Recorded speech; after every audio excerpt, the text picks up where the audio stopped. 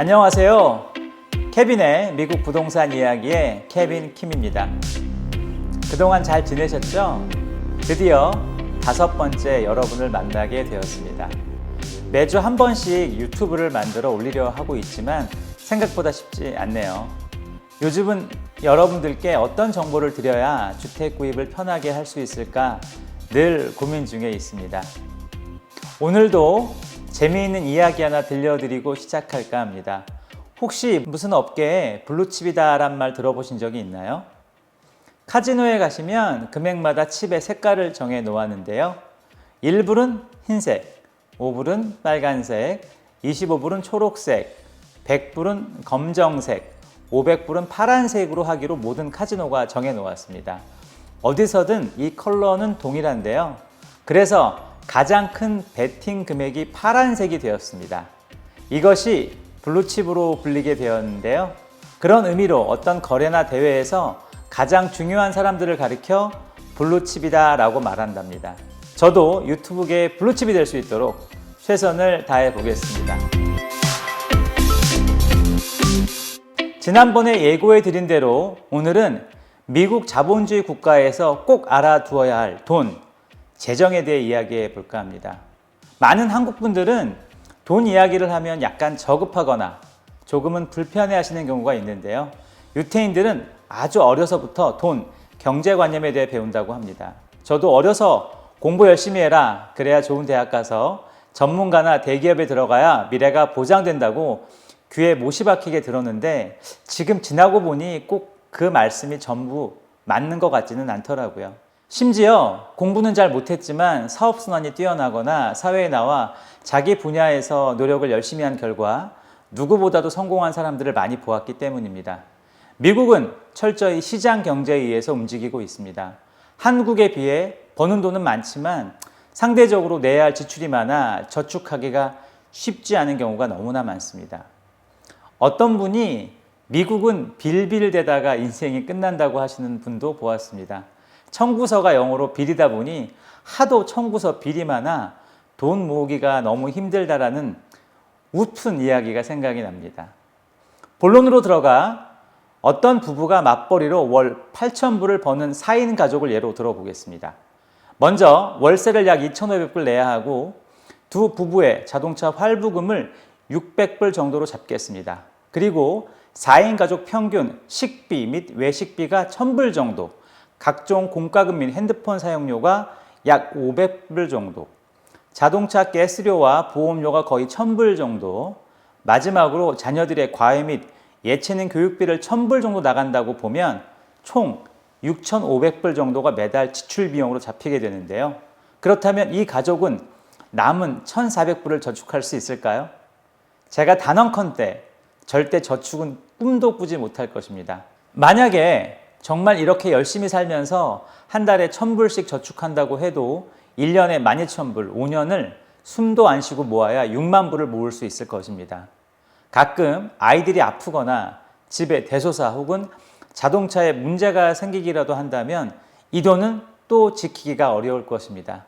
정말 꿈에 그리던 5만 불을 모았다고 해도 그렇게 고대하던 주택 구입은 또 멀어질 수가 있습니다. 왜냐하면 집은 또 그 사이에 올라갈 것이 당연하기 때문이죠. 혹시 여러분 캘리포니아 평균 인플레이션이 과연 얼마인 줄 아시나요? 1년에 3%씩 올라가고 있습니다. 내 수입이 1년에 3%씩 증가하지 않는다면 나는 매년 적자 인생을 살 수밖에 없다는 것이죠. 요즘 은행에서 주는 세이빙 이자가 얼마인지 아세요? 약 2.5%입니다. 그것도 단위로 말이죠. 그런데 여러분이 사용하는 크레딧 카드 이자율은 얼마일까요?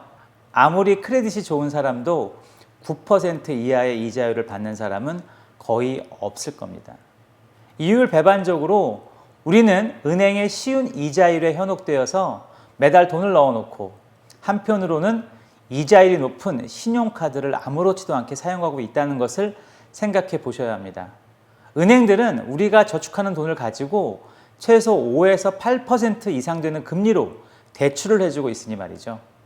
제가 예전 비즈니스를 할 때 은행에서 15만 불 융자를 받으려 했더니 요구하는 서류가 너무 많아 아주 힘들었던 적이 있었습니다.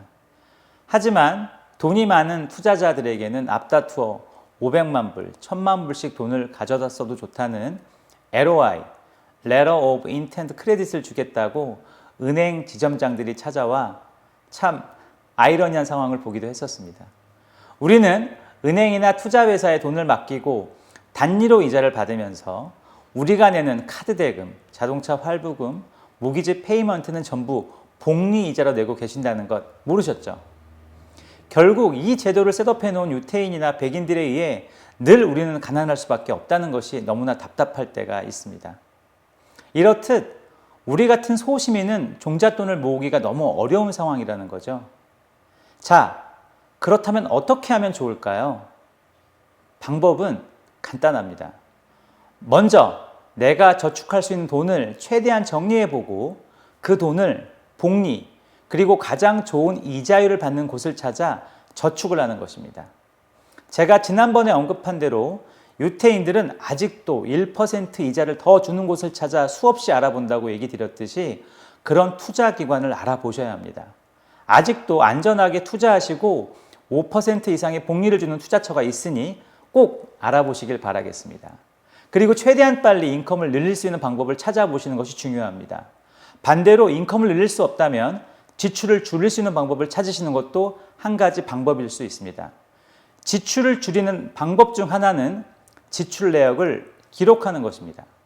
기록을 하시는 분이 기록을 하지 않는 분보다 새는 돈을 10% 정도 더 줄인다는 통계가 있으니 꼭 기록하시고 매달 비교해 보시는 것 꼭 해보시길 바라겠습니다. 제가 보면 한국 분들 중에 대다수의 분들이 인컴 불감증에 빠져 있는 경우가 많이 있습니다. 언젠가는 나도 열심히 일하다 보면 돈을 모을 수 있겠지 하는 막연한 생각을 하시는 경우가 많은데요. 절대 그렇게 하시면 돈은 모이지 않습니다. 적더라도 목표를 세우시고 올해는 그 목표를 꼭 이루어야겠다는 의지를 가지고 생활하셔야 합니다.